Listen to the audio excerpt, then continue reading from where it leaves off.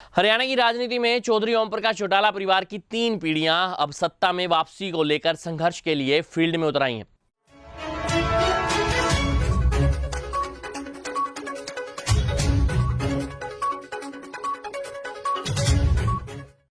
नमस्कार, मैं हूं गौरव और आप देख रहे हैं एन1 लाइव हरियाणा। हरियाणा परिवर्तन पदयात्रा के जरिए इनेलो के राष्ट्रीय प्रधान महासचिव चौधरी अभय सिंह चौटाला ने प्रदेश की सियासत में गर्माहट ला दी है। इसके साथ ही सीएम इनेलो सुप्रीमो चौधरी ओम प्रकाश चौटाला भी अब लगातार परिवर्तन पदयात्रा में लोगों के बीच जा रहे हैं। तो पुत्रवधू कांता चौटाला, उनके पौत्र करण चौटाला व अर्जुन चौटाला भी उनके सारथी बने हुए हैं। इसके अलावा चौधरी बंसीलाल की पुत्रवधू सुनैना चौटाला पहले दिन से ही यात्रा में कदम ताल कर रही हैं। इस प्रकार चौधरी देवीलाल परिवार के 6 सदस्य एक साथ संघर्ष के मैदान में डटे हुए हैं और इनेलो सुप्रीमो की 3 पीढ़ियां पदयात्रा के जरिए प्रदेश भर में लोगों से संपर्क साध रही हैं। उल्लेखनीय है कि हरियाणा में 2024 में संसदीय एवं विधानसभा चुनाव होने हैं। इन चुनावों को लेकर ही इनेलो अब पूरी तरह से फील्ड में उतर आई है। इनेलो की परिवर्तन पदयात्रा ने हरियाणा में अभी से चुनावी माहौल बना दिया है। गौरतलब है कि इंडियन नेशनल लोकदल निश्चित रूप से हरियाणा की राजनीति में एक प्रभावी क्षेत्रीय दल के रूप में आज भी वजूद में है।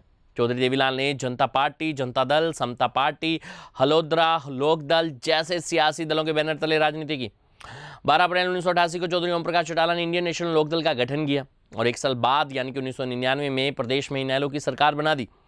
इनेलो में 7 अक्टूबर 2018 की गोहाना रैली में दरार की नींव पड़ी। उसके बाद इनेलो से अलग होकर देवीलाल के पोते और ओम प्रकाश चौटाला के बड़े बेटे अजय सिंह चौटाला ने जननायक जनता पार्टी का गठन किया। 2019 के चुनाव में जजपा 10 सीटें जीतकर एक कामयाब पार्टी के रूप में उभरी और वर्तमान में गठबंधन सहयोगी के रूप में भाजपा के साथ सत्ता में है और दुष्यंत चौटाला उप मुख्यमंत्री हैं। उल्लेखनीय है कि 1999 से लेकर 2005 तक इनेलो सत्ता में रही और 2005 से लेकर अब तक लगभग 18 वर्षों से विपक्ष में रहकर सत्ता के लिए संघर्ष कर रही है।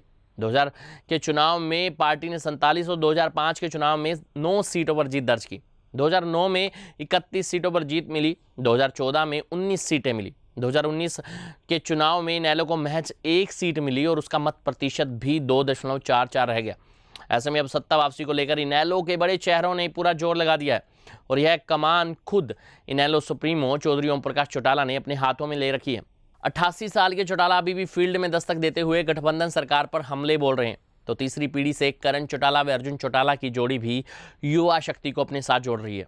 इसी तरह से पार्टी की महिला विंग की प्रदेश प्रधान महासचिव सुनैना चौटाला भी महिला शक्ति को संगठन के साथ जोड़ते हुए पार्टी को मजबूत कर रही हैं। विशेष बात यह है कि 2005 से लेकर 2019 तक चुनाव दर चुनाव पार्टी का ग्राफ ऊपर नीचे आता गया, संगठन भी टूटा और 2019 में कई विधायक और बड़े नेता पार्टी से किनारा कर गए। मगर इसके बावजूद चौधरी ओम प्रकाश चौटाला और चौधरी अभय सिंह चौटाला के तेवर और अंदाज नहीं बदले और उनके सियासी संघर्ष का सफर जारी है। इस दौरान चौधरी ओम प्रकाश चौटाला काफी वर्षों तक जेबीटी भर्ती मामले में जेल में भी रहे, फिर भी उनका हौसला बरकरार है।